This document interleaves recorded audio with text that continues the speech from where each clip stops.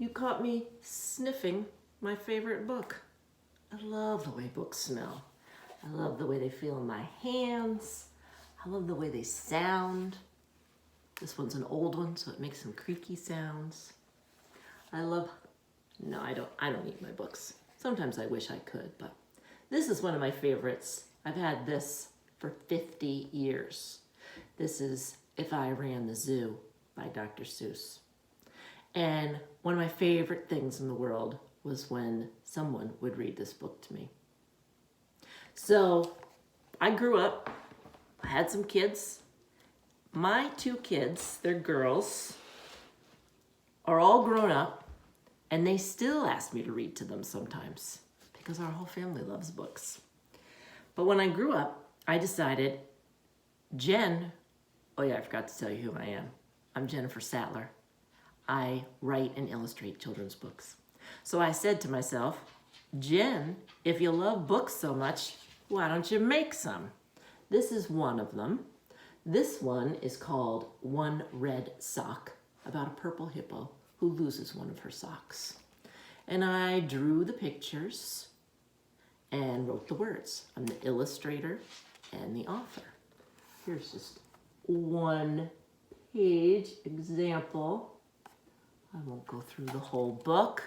I know you're very busy people.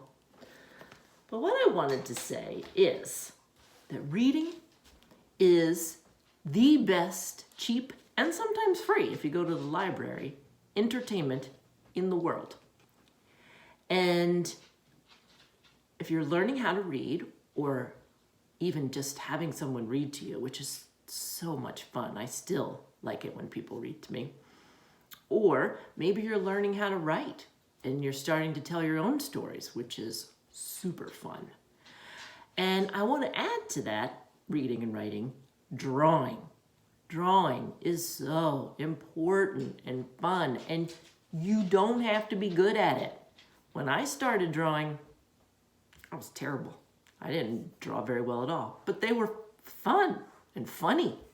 And once in a while, I still feel like I can't really draw, but they could be fun and funny. So I was wondering if you guys would do me a favor.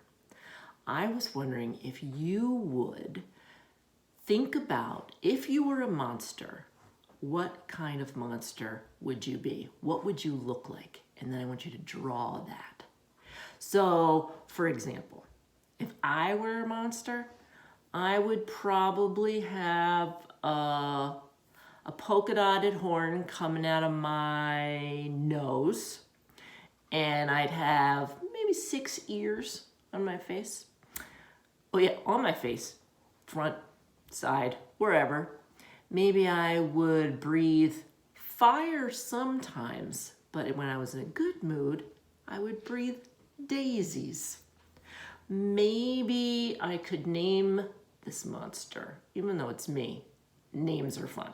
So maybe I would call myself as a monster Farquhar Muckenfuss, or Herkimer Schmerz, or Engelbert Humperdinck. So, if you guys wouldn't mind doing that, if you get a chance, drawing yourselves as monsters. As soon as you start drawing, you're already starting to tell a story about who you are. So, if you want to do a drawing and send it to me, I would love to see it. Or maybe your teachers can take a picture and send it to me. But keep on reading.